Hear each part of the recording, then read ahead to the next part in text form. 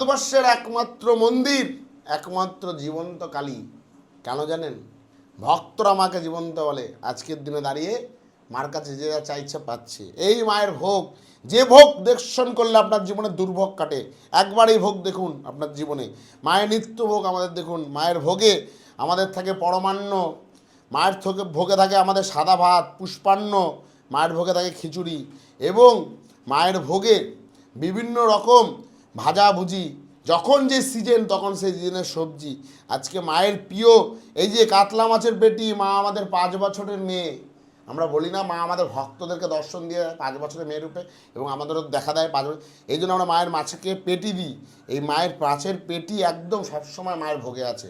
এবং মায়ের প্রিয় শোল মাছ, শোল মাছ ভাজা এবং পঞ্চভাজা, এই যে দেখছেন পঞ্চভাজা, যখন যে সিজন থাকে সে ভাজা, পুরমান্ন, পুষ্পান্ন, পরমান্ন।